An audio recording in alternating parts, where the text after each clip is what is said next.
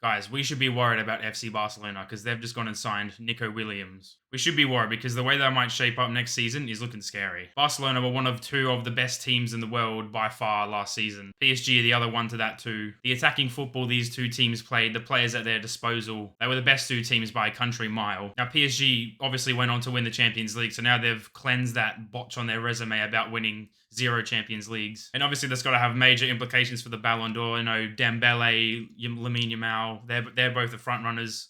One of them has to win it, surely. But I think it should be Lamine Yamal, despite the jersey I'm wearing, but that's my opinion anyway. But obviously that deserves its own video. This video is going to focus on Barcelona, of course, because Hansi Flick has propelled this Barcelona teams to new heights that they never even would have thought of. Before Flick came along, it was Xavi as a manager, not as a player like he used to be. Great player. As a manager, he was all right. Like, they won a couple leagues. They won a couple cups. Real Madrid never really contest in the league that much. They do in 1 year intervals. They don't really go back to back in the Liga. Barcelona dominate La Liga. But Barcelona weren't feared like 2008, 9, that whole run. Barcelona haven't been a scary team since those times. You know, they had prime Barca, Messi, Iniesta, Xavi, Busquets even. Prime tiki-taka football, Messi scoring 91 goals in a calendar year, just unbeatable records at this point. Barcelona were just so dominant in those late 2000s, early 2010s, and they might be propelling back to those heights very soon. You know, you got Lamine Yamal, the best winger in the world. He could be the best player in the world too. He could win a Ballon d'Or. He's only a teenager still. Also, Rafinha dropping a Ballon d'Or worthy seasons, at least by his stats. Lewandowski's not showing signs of slowing down. He's 36. He's still putting a lot of goals in the back of the net for Barcelona. Pedri's like the best midfielder in the world. Him and Vitinha are incredible. He deserves to be in the top 5 of the Ballon d'Or at least. There's also Ferran Torres. He's had a great impact. Koundé, Balde. Their team is insane. And now they've just added Nico Williams to that lineup. So, Barcelona have got an activated Nico Williams' release clause of 60 odd million euros. He's been linked with Barcelona for a while now, being an exciting La Liga prospect playing for Athletic Club. Now, you may look at his goal tally for Athletic Club and be a bit underwhelmed, but he isn't that kind of winger with the goals and assists, all the numbers. You need to use your eyes and see what he does during 90 minutes of a football game. Very comparable to Lamine Yamal. He's not like Rafinha where he's like Barcelona's main goal threat all the time. But this move was always going to interest Nico Williams. Firstly, he's staying in Spain, so his family doesn't need to move. His lifestyle doesn't need to drastically change. And Barcelona have his best mate Lamine Yamal, who actually posted a story of them two together celebrating a goal for Spain, and now they're going to be doing that for Barcelona. Clearly, this kid knows something that we don't know. Not to mention, there's also other Spanish internationals at Barcelona, like Pedri. Now, we've seen how special Nico Williams can be, especially on a team with Lamine Yamal. That Spain Euro 2024 team, Nico Williams was that guy for them. It's like a switch gets flipped and his abilities dial to 11 when he puts on that Spain shirt. If we get to see that Nico Williams at Barcelona next season, we should be afraid. For only a 60 million bargain too, I thought his release clause would be way higher than that. He's like early 20s still, and it's only 60 million. But the destination of this transfer was never set in stone, really. Bayern Munich were heavily interested in signing Nico Williams this summer. He was listed as their top priority target and their dream, but ultimately he declined Bayern. Arsenal were also interested in Nico Williams too, but they've been really passive this window. I'm kind of surprised they haven't gone out and splurged some more money.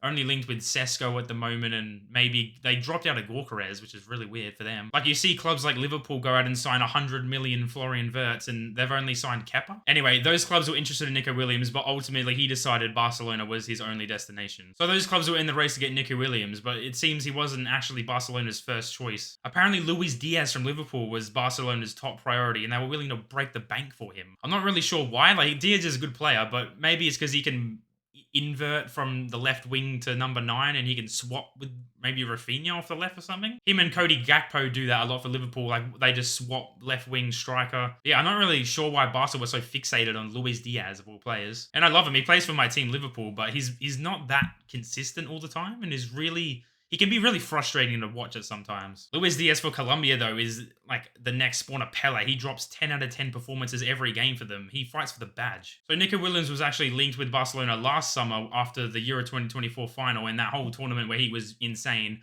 But Barcelona were in a bit of a financial situation then, but this time around, they're going to get him 100%. After Euro 2024, that whole tournament where he was ridiculous, Nico Williams was actually linked with Barcelona, but he wanted ridiculous wages. He had all these demands, But this time around, he seems a bit more desperate to join Barcelona after the season they've had, the great season they've had. And he's actually accepted the offer from last summer where Barcelona were a bit more strapped for money, and is actually accepting that deal with lower wages. And I can see the interest. Barcelona are one of the two of the best teams in the world, like I said before.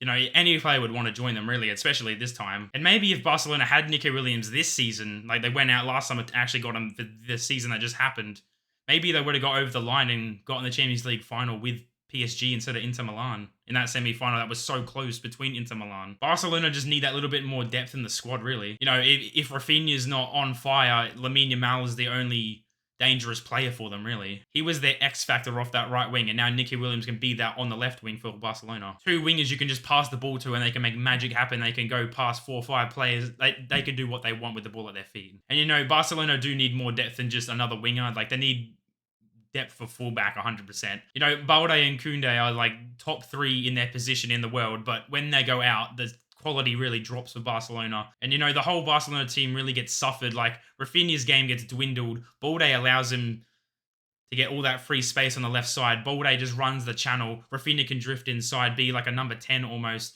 get closer to goal. That's why his numbers were so big, especially when Balde was in the team. And when you see Balde not in the team with Rafinha, his quality of performances really drop. Same with Koundé on the right side with Lamine Yamal. You know, Yamal is still really good. He can still get his game off even without a fullback behind him, but Koundé is that extra layer of security for Lamine Yamal. So for Barcelona, they're obviously going to sign Nico Williams, and they've also signed a goalkeeper, Juan Garcia, for 25 million. He apparently he's been really good in La Liga. We'll see what that means for Ter Stegen and Szczesny. You know, I thought both of them really were pretty inconsistent, especially Szczesny. Szczesny was either prime Yashin pulling off these ridiculous saves, or he was like slide tackling his own player, like in that UCL game against Benfica. So how does the signing of Nico Williams really change this Barcelona lineup? It's going to be really interesting to see how they line up, because they're going to have so many attacking options with Nico Williams in that squad. Nico Williams on the left wing, Lewandowski if he's still there. Rafinha could drop into a 10 maybe the number 10 position. Obviously Lamine Yamal's going to be on the right wing. He needs to get the best out of his game on the right wing. He is probably the best right winger in the world anyway. We'll see how it's going to go, because Nico Williams might just not immediately get that left wing spot over Rafinha, who was so good on it last season. Maybe Nico Williams will come off the bench at the start of the season, or maybe grow into a false 9 role, kind of like how they would have wanted Luis Diaz to play in that team. They do have Dani Olmo, who is a natural number 10, but he's got his injury problems, and they also got him post-Euro 2024 for about the same fee as they're going to get Nico Williams for as well. I feel like Nico Williams on the left wing is obviously his best position, and that's where Barcelona should play him, you know, having Lamine Yamal on the right wing, Nico Williams on the left wing. They're both X factors. They can do anything they want. And if that happens, more teams can't just triple team Lamine Yamal. It's going to be a lot more difficult to compact the creativeness of this Barcelona team. You know, Lamine Yamal was getting triple marked in the semi-final against Inter Milan, also the Nations League final with Nuno Mendes. You might be able to stop Lamine Yamal with the triple marking, but if Nico Williams is on the other side, they're going to have 2 wingers to worry about, so it's going to be a lot more difficult. Hopefully, Rafinha can still get in the starting 11 after being La Liga Player of the Season.